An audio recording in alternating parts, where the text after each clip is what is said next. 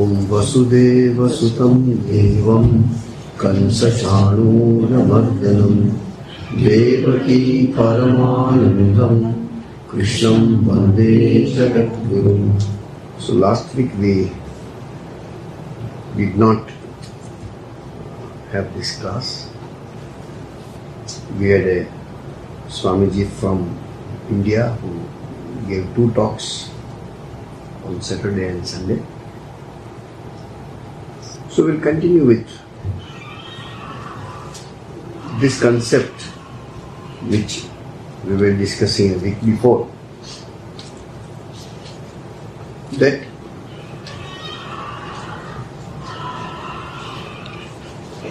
in the modern time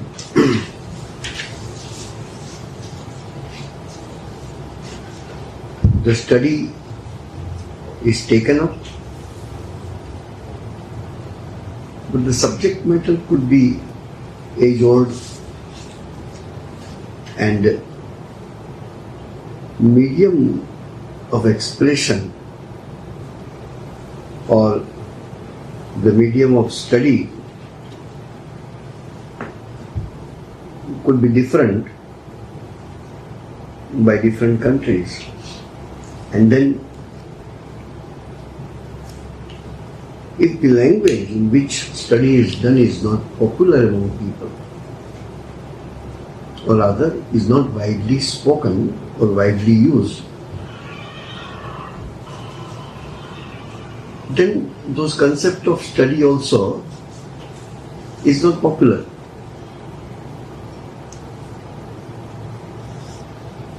Now because of media and because of social platforms, the concept becomes instantly available to people.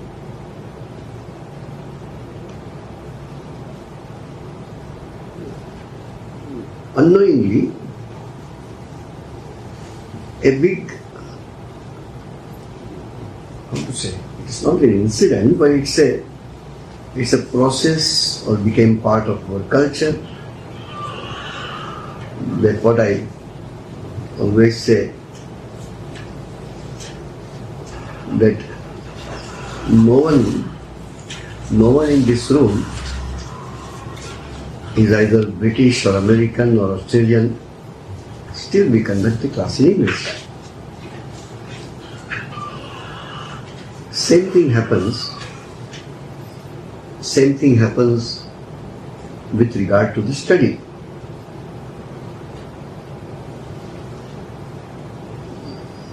Your language is French, your language is German, your language is Hindi, something other than English. And you did your own research work. You publish a paper and it is not translated in English. You will have difficulty in getting worldwide acceptance of your concept.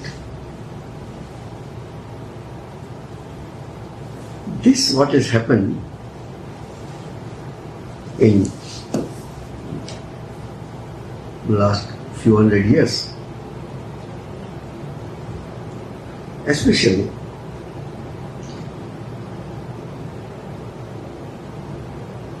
the race itself loses their language. That's what happened with India. Yesterday I was talking to a group and I told the same thing, and I told to you also. We speak English, no issue. It's a medium of expression which is common to all of us. I may not know your mother tongue, you may not understand my mother tongue. So English is common which we use and we understand each other. One request is that you use English for your professional purpose, official purpose, but at home you should speak in your mother tongue.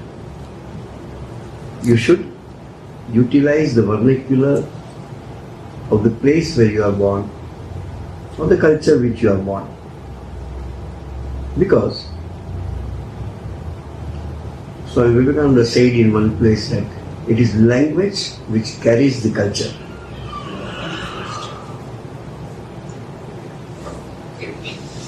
If you do not know your mother tongue, regular people, you can fill up this place so that new people can sit there.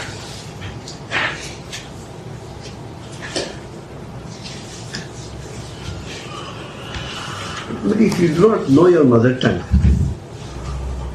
there are so many words in your mother tongue which you cannot translate in English. The practices which you do is not British, American or Australian practices. So you forget to use your practices. I will not say anything. It is very obvious that you understand that.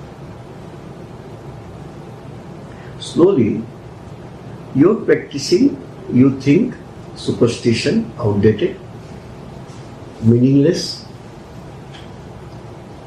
and all that is meaningless, you think there is a big significance about it. That's how the language controls us, and that's what it happened. Research work is going on.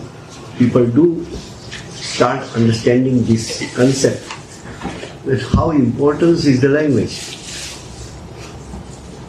Sometimes, some states in India, you will find they have more fascination towards their mother tongue.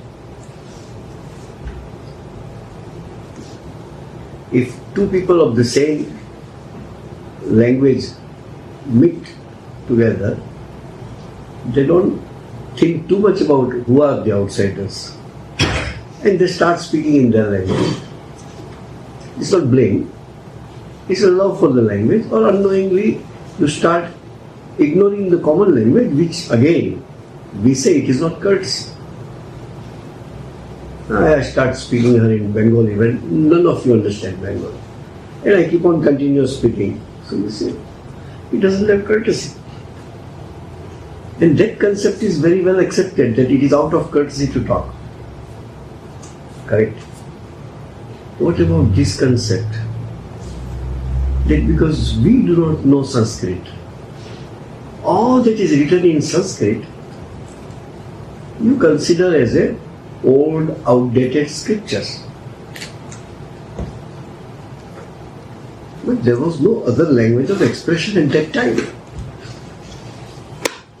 In the old civilizations, now more and more research is going on, and more evidence are coming out.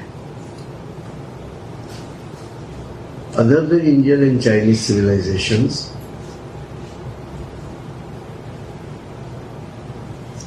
there are other civilizations which are not functioning at this point of time. Whether you're Inca and Mayan civilization, or you have some, these Scandinavian countries, old heritage languages and the art and culture and all that, things are not being practiced, things are not being used. But when excavation etc. is done, and people are simply amazed. I have kept somewhere the screenshot. Somewhere in South America, they did excavation, and they found that on a stone they have carved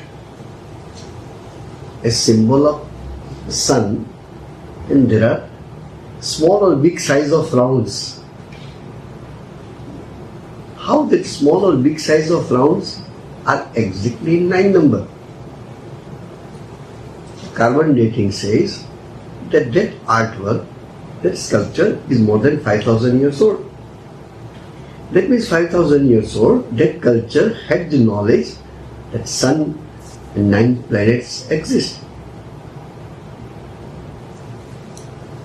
English was not anyway in existence. Now you go to Google, search about the 9 planets, the earliest is 1612. What about the Indian culture where the worship of Navagraha is thousands of years old? That means we knew that there are 9 planets. I am not comparing, I am just highlighting that if you do not know your language, fine morning, all your achievements of your forefathers will go into dustbin. 3,500 or maybe 5,000 years before, many scriptures are written which are available now since very long, not today. Sanskrit also is there, corresponding local languages, and English also is available. Most of you should know about the scriptures called Puranas. Ask any one of you, cock and bull stories, some stories in Puranas. They will be historical, maybe non-historical. But it was written, correct? 4,000 years before, somebody has written it. When you write it, also the local customs come into picture, the knowledge comes into picture, the social practices come into picture. In one way or other, it is because you are describing something. In Vishnu Purana we find a shloka. I can give you the correct reference of that, where there is a mention of 7 continents. How 4,000 to 5,000 years before, this Indian rishi sitting in one forest can write that Sapta Dvipaja Medini, the earth has 7 continents. And now, after God, only second all-knowing person is there, it is called Google. Immediately what you do not know, people go to Google. No issue. It's a research library, so to say, online. Who puts the article there? You don't put. It's put by the people who are very active in the field of science, and that is in English, and they find that is our history. I was searching in Google itself when the first concept of 7 continents came. I couldn't find direct reference, maybe my way of searching I didn't know. But we didn't find this also, that in Vishnu Purana there is a reference.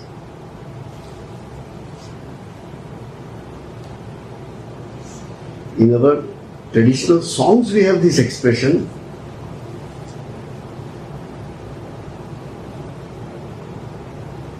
Saptadvipa Navakhanda Trailokya Vasini, like that whole Divine Mother's expression is there.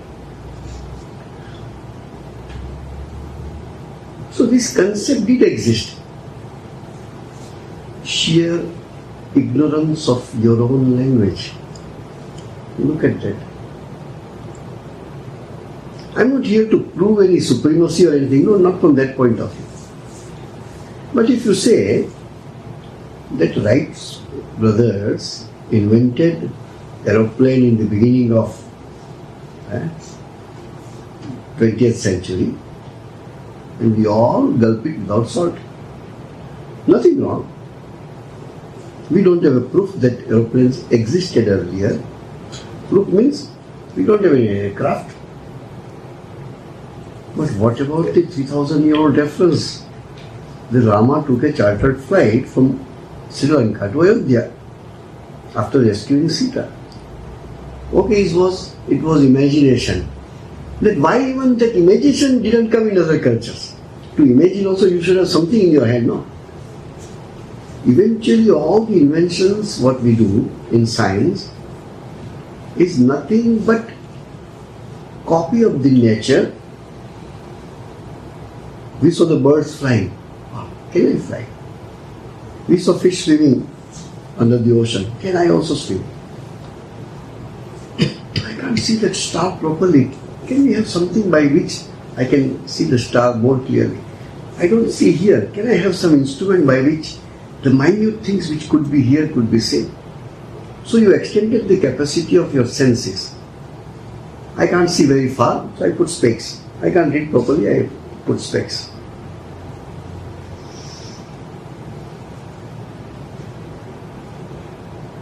Some people say that You see, some over enthusiastic Indians have a tendency to say, oh, whatever invention you do, everything is there in our scripture.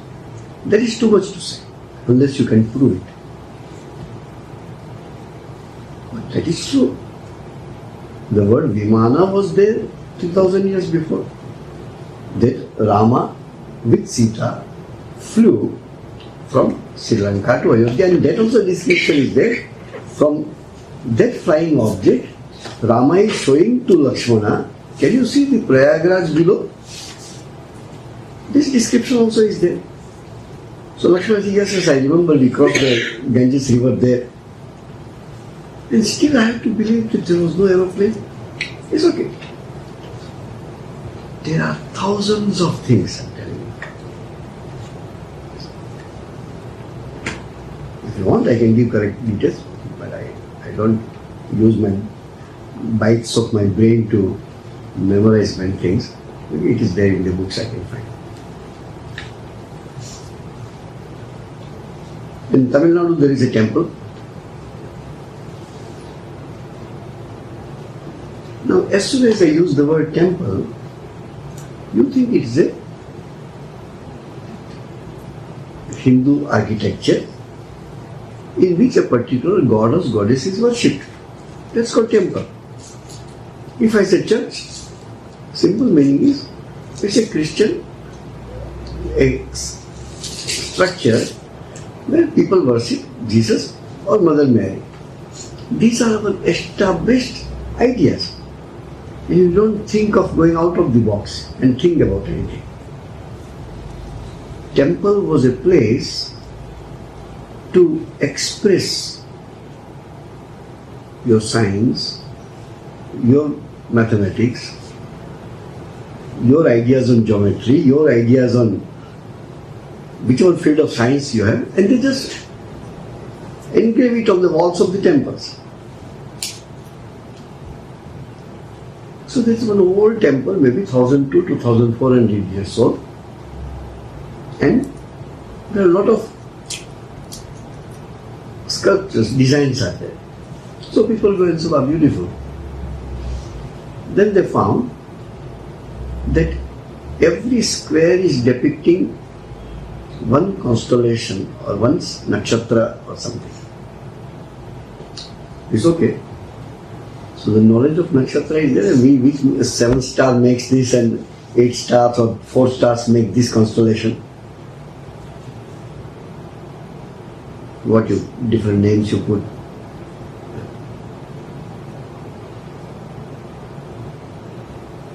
They found a particular nakshatra which we know that it is made of 4 stars. When they join, it becomes a figure. That also is there. Then what is the specialty of it? Those who know, say, my goodness. Till today, you cannot see the 4 stars of the same constellation.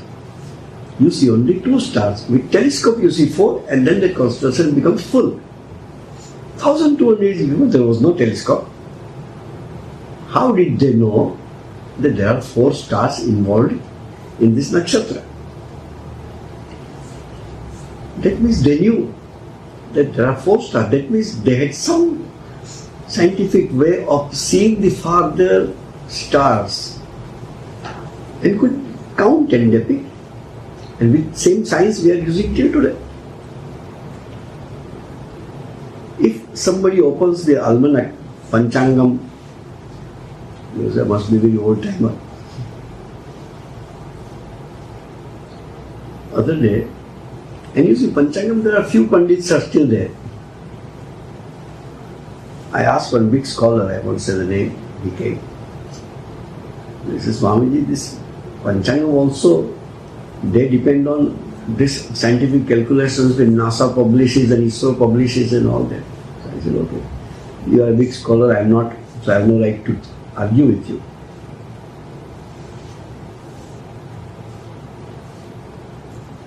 A small Pandit who doesn't know even English, he knows the the movement of the stars and making the, what you say, horoscope and all these things. So he did that and says, according to me, in particular day in the year 2020, there will be a heavy rain. And heavy rain happened, the place was flooded. Nobody gives damn to this Pandit, who would have written months before that there will be rain. What I am telling is here, that the only one small reason, you're not knowing your language. You completely locked the treasure of knowledge and consider it is nothing. Because you can't appreciate it. Because you don't know the language. I had a talk with one of the big ministers in Singapore. He had come to visit us many years before. So I, out of curiosity, said, and it is a small meeting, only we are there, and he had come to visit us. I said, sir, I have a question. I was sitting next to him. He said, yes, Swami, what is the question? He said, I am here for last 15 years, and because of our social work we do, boys' home, etc., I have to attend some trainings and conferences and all that. All the trainers who come are either from US or from UK. Don't you think your culture and my culture, which are thousands of years old, have any concept of raising children and disciplining mind and disciplining behavior of the people? Everything we should learn only from UK and US? Because I attended many trainings at that time. I remember in one training, one Chinese lady trainer, very smart,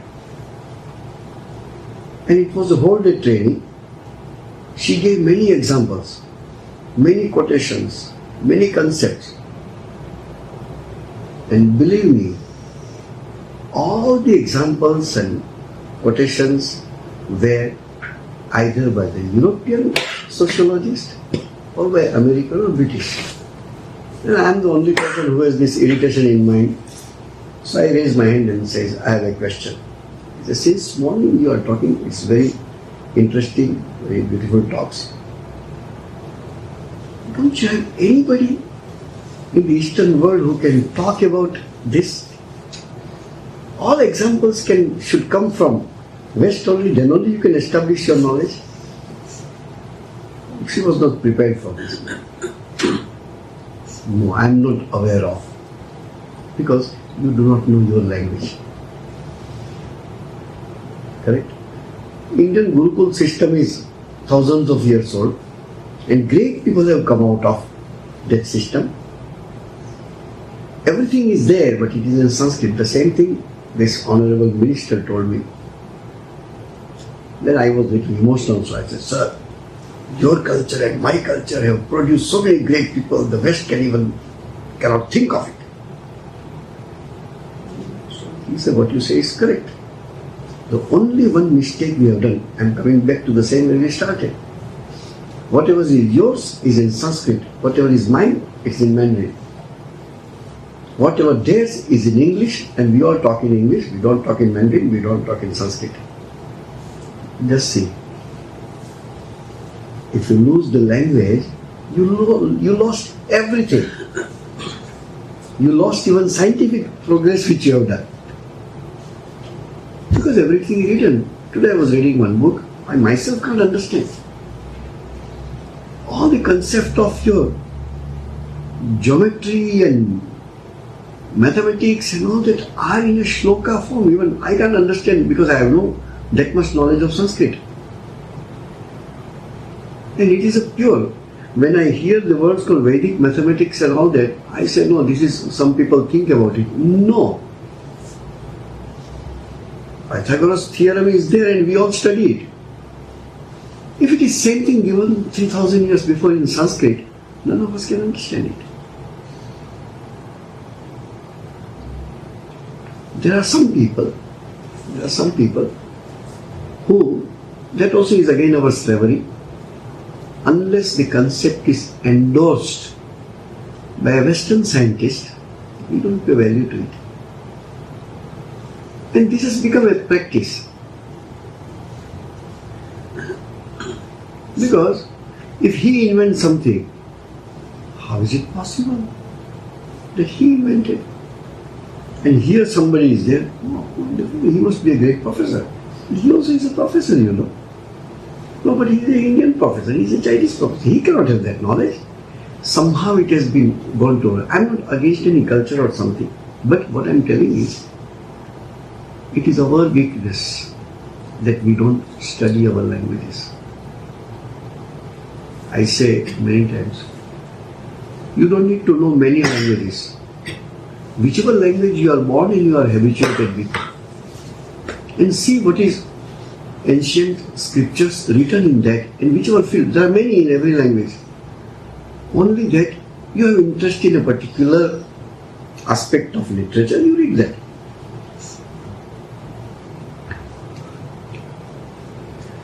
There is, I do not know whether you know it, there is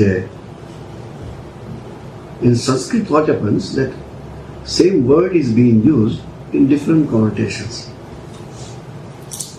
Nyaya is justice. But Nyaya is also philosophy, which is called philosophy of logic. It's called Nyaya Shastra.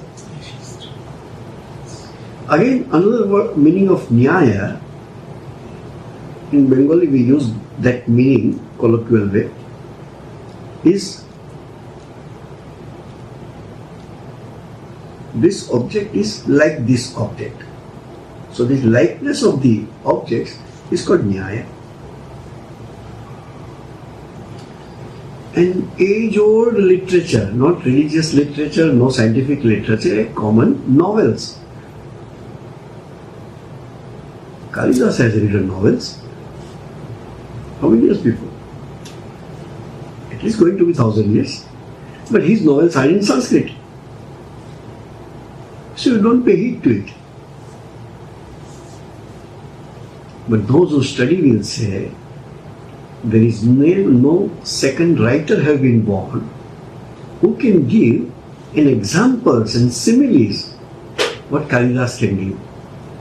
And Sanskrit there has become a phrase, Upama Kalidasasya. The example, the capacity to give an example, how this bottle looks like. You must look like a pillar, look like a something. His way of putting will be very poetic way. So we have a concept, it's called Arundhati Nyaya. What is Arundhati Nyaya? Now Arundhati is a constellation. Arundhati is a star. Anyway, details we don't know. Who is Arundhati again? There were 7 rishis are there, Sapta Rishi. With 7 rishi there is a woman. That woman's name is Arundhati. That's why many girls' name is Arundhati. People don't know why I am keeping the name Arundhati. So what is that Arundhati Nyaya? Arundhati is a star. But it is not easily seen. For example, star is somewhere in the sky. It is not near this mobile phone. So I tell, okay, you come closer. You can see this mobile phone. The right hand side corner, just see straight from here. That star is Arundhati. Has nothing to do with the placement of this mobile phone on this stand. Star is very far. But because your eyes, a point, star another point, intermittent point, you hold something and then say left or right of this. This way of expression is called Arundhati Nyaya. Now if I find this Arundhati Nyaya concept 1,000 years before in a book, that means we know the star Arundhati 1,000 years before. Without knowing the existence of the Arundhati star, how am I going to use in my literature? And we don't know Sanskrit, so we do not know the existence of this writing. So we do not know how much knowledge this writer had, not only about writing, but also about varieties of different kind of sciences and all that. Okay, coming back. Why I am telling that importance of your own knowledge? I am not telling about any language. She said she should learn Mandarin properly so she can understand some old books. Somebody sent me, this is one excavation they did somewhere, so the stone has come this big. Can you read it? I am not that scholar, Susie, but I can see some words look like Sanskrit. I can't see what is written, but there are people, they can just read like this because they are trained in that language. So if you know that language, for example, anybody speaks Marathi here? Okay, one person. I can little bit. She can little bit. For example, you do not know Marathi at all.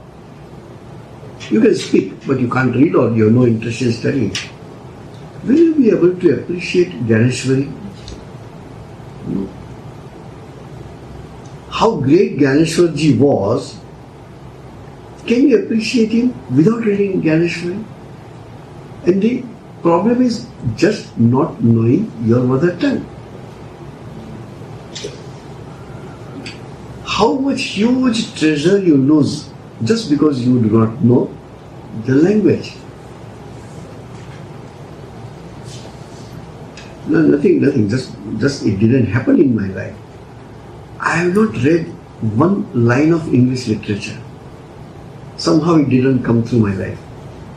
I've heard the name of Wordsworth and Milton as a poet. These names only I know. I have not read a line about Western literature or English literature. It didn't come across in my life.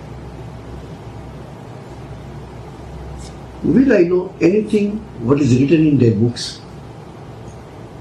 And where the references he or she will be bringing in his literature, which depicts the culture of few hundred years before. In the same way, our not knowing our mother tongue, our not knowing Sanskrit, which is mother of our mother tongue, we lost so many things.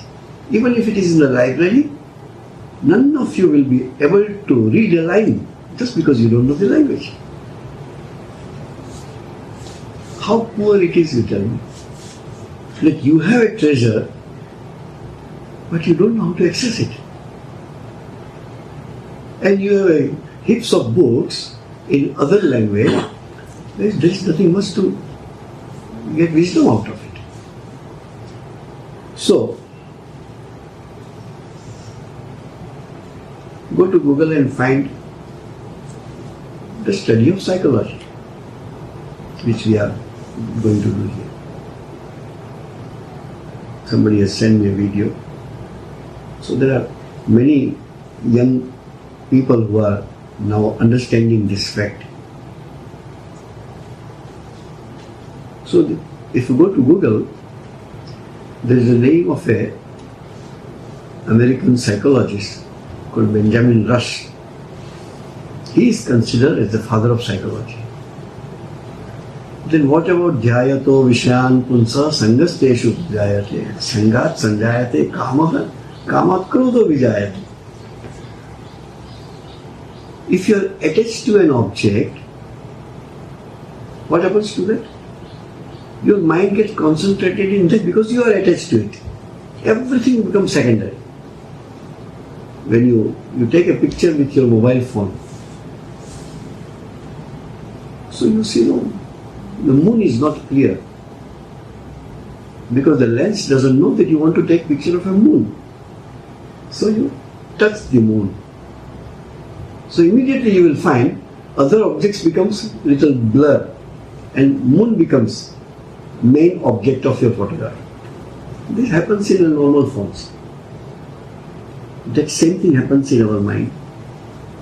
When I am attached to one object, the rest of the object becomes secondary. my mind goes to that object. And then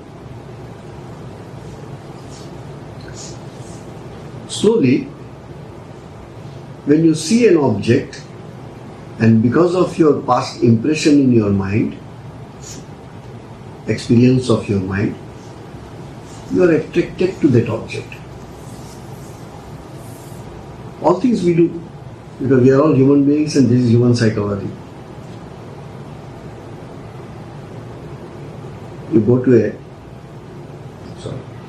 a garden and you saw a beautiful flower. Immediately people will like to go and at least hold, touch something. Then you see there is a small signboard which is writing, don't pluck the flowers. But you didn't observe that you saw the flower and your hand was extended to touch the flower. It was the process of seeing. Now it has been process of touching. Then if possible you smell it. Seeing, touching, smelling. Eyes, hand and the nose. When you see an object, you have only 5 ways of knowing the object. You can't eat the flower, so that sense is not being used. You don't hear the flower. So there are only 3 senses by which you can have a full experience of a flower, that is seeing, touching and smelling. But we don't know this. Even if we do it, we don't observe and study that what was my state of mind which told me to go and touch the flower and smell it. That is my desire to know the flower more, or rather I am attracted towards the flower. That is said. Dhyayato Vishayan means as soon as you think about an object, by coming in contact, Sangasteshu Vijayate. You want to have a company of that object. You want to have it. Same thing happens in the market. They put so many clothes, you go and immediately touch the cloth. Oh, very fine, very smooth. Then you see the price, third aspect of that. Fourth, immediately come whether I can afford it. If I can, do I have a freedom to do it? And if everything, yes, tick, tick, tick, tick, tick, you take the purse or you pay the money and buy the object. You saw the object, now you own the object. This is the only first 2 lines. Dhyayato, you thought about it, you saw it. Sangasteshu pajayate. Then desire to have a company of it, that means desire to have that object. Then somebody, if you are a child, then your parents, you are a wife, then somebody, husband or somebody, their husband, then wife or somebody, some second person will say, no need to buy. Immediately third reaction comes in the mind. The more your desire is strong, the more reaction to it will come. Because now liking was a flow of emotions towards that object, and now came the obstruction. Too expensive, we don't buy. Difference of opinion comes. If your desire is too strong, you overpower the opinion of the other person. And the more obstruction it comes, another feeling rises in your mind which is called anger.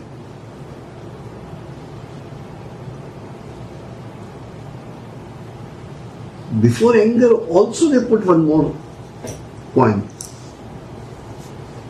That the desire becomes so powerful that mentally you already have owned it.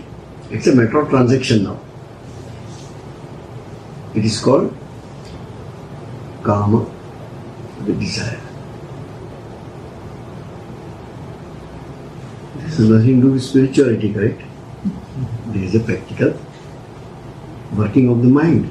And working of the mind is called psychology. And this is told 3,500 years before. How Mr. Benjamin can become the father of psychology? Because he wrote in English. I am again pointing this point. Whoever wrote, I know only that language, so he becomes the most earliest writer who has talked about psychology. What about Krishna who told about it? What about Vedavyasa who wrote about it? And we are so fascinated. This is what in 1836 Lord Macaulay gave the education policy of India. And he has written, go to Google, you will get it.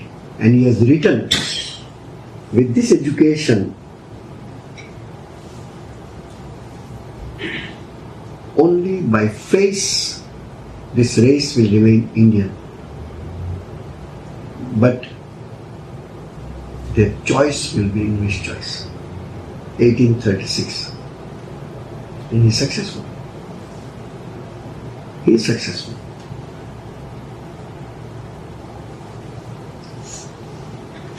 Go to the market, buy a thing made in India. I don't know. Same thing, Indian thing, they gave, put a chop and then, oh, it has come from America. Not bad. This we became automatically. It is not that they taught you. What they took away is only the language. Just see, I want to highlight this only, how language makes difference. Only the language is taken away and everything is changed. Sorry, and holding on to the culture is only woman's responsibility. Practically, man believes, which is not true. Correct? Traditional this, traditional that, all falls in the arena of women only. If you want to hold on to the culture, the first thing you can do is the language. I sometimes say when we have a Sanskrit classes and all that, just start studying Sanskrit and you will find the gates are opening and you will find I do not know anything about this treasure which is just lying in my house. Just because I do not know the language. Same thing goes to any ancient language. And that what, from a intellectual point of view or from I do not know, I don't have much vocabulary, this is the easiest way to conquer a race. And still we believe Sanskrit is taken out of syllabus everywhere. Because those who were in education ministry at that time or now don't feel any importance of this language. You practically put a big locks on the treasure chests of your culture and none of you are allowed to go and open that box and get advantage of that treasure just because you don't know the language. So many books are there, but it is locked. I cannot go inside. The key is here only, but no. I do not know how to open the lock. So I wait and wait and wait for the person to come and open the lock for me. Then translate the books into English and teach me. Who has that much time for you? And because of that, what happens? So much ancient wisdom, even if it is there, is totally out of your reach because you do not know the language. Forget about Sanskrit. What about your own vernacular? Your own Hindi, your own Bengali, your own Marathi, your own Gujarati, your own Punjabi, your own whichever language. Anybody speaks Punjabi? Right. 1, 2. Do you know there is a book called Vichar Sagar? Which one? It's called Vichar Sagar. Vichar Sagar. Just like Tulsidas wrote Ramayana in Hindi and called Ramcharitmanas, Vichar Sagar is a book written in semi-Punjabi and Hindi, the complete essence of Vedanta. But you cannot read if you know the language. So you want to read now the English translation. And there are so many words which you cannot translate in English. Okay, translate one word called laddu. No, America there is no laddu. How they translate? So you say something like ball. We also say coconut ball, all the words we use. We are such fools. Nobody eats ball. But because it looks round, we call it coconut ball and jaggery ball and whatever balls. It is not in the culture to translate. There is no word. There is no translation for Atman. They translated soul. Manas, we translated mind. Almost close. Faith. Is the faith Shraddha? No. Faith is a simple faith. I have faith in him. I don't have Shraddha in him. I have faith in him. Confidence in him. Shraddha has so many elements if I want to translate. There is love, there is little fear, there is respect. So many things put together. An attitude is created which is called Shraddha. Now, wherever Shraddha comes, you translate it as faith. Then all the connotation of faith will be attached to the word Shraddha, which is wrong.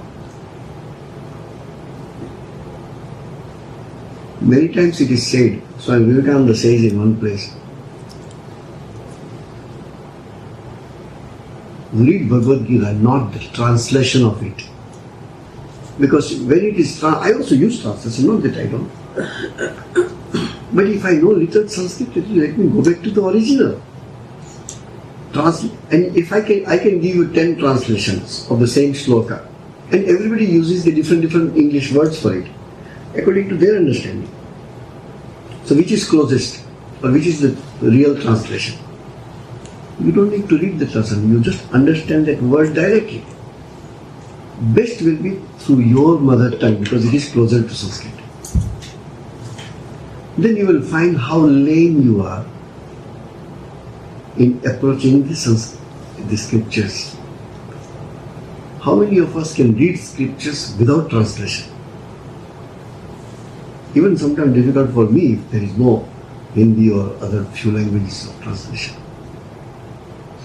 So, Dhyayatu Vishayan Punsaha. A person thinks about an object.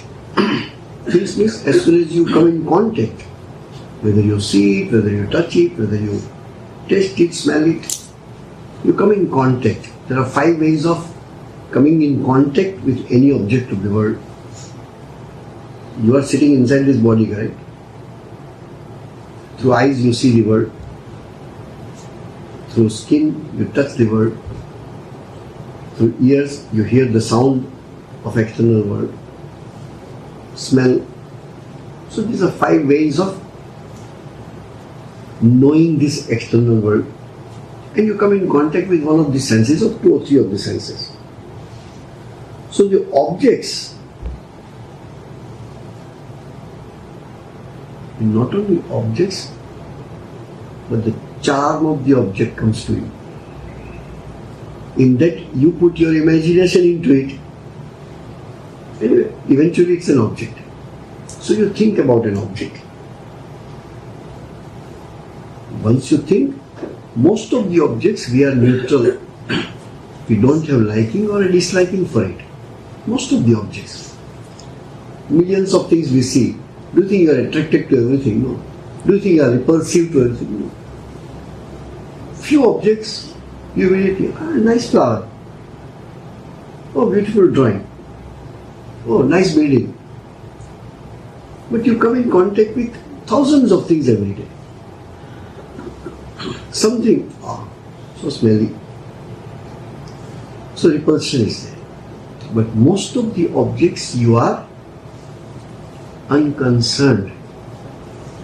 And those objects which even if you see or come in contact, If you are unconcerned, you most of the time do not even notice even the objects is lying. At a glance you can see, but even if after sitting, how many of us know how many bottles are there on this table? Now if I say 1, 2, 3, 4, I have to count. But it is still there in front of me since last 1 hour. But I neither hate it nor I am in love with it. So the number 4 practically doesn't exist for me, even if it is there. So here comes the psychology. Even if you come in contact with the object of perception, the liking or dislike or hatred with the objects depends on your accumulated thoughts and impressions about these objects or about similar objects. Sometimes I gave this example earlier. Mother loves the elder son and doesn't love the younger one. She is divorcee. Unfortunately, the younger son's face is like her husband's face. Because of that, her love for the younger son is lesser. Because she has started hating the husband. How the mind works. And I asked the child, your mother is walking in front, putting hand on the elder son's shoulder. I told him, the child is a child, he was hardly 6, 7 years old. Maybe I have some skin disease, that's why my mother doesn't like me. This is child observation. Then I found little more, and then found this was the reason, that the younger son had a face of his father. But the child's crying. Child doesn't even know. That's how the mind works. As soon as the object of perception, whether my son or whether somebody else on the street, when the object of perception is imitation or closer to the object which I love or I don't, that happens, no? Oh, your cloth is like a cloth which so-and-so wear in so-and-so movie. Oh, your face is like that, Also, I appreciate it because I appreciate that face. This is a very normal behavior of human mind. So, coming in contact with the object of perception and reaction starts, either liking or hating or neutral. Next steps will come. Then do what? The complete pattern of your reaction towards that object depends on backdrop, which already you have the ideas in your mind, and then other aspects which come into picture, and then you start dealing with that object accordingly. You take it next. Om Shanti Shanti Shanti Hari Om Tat Sat Sri Ramakrishna Mission Singapore.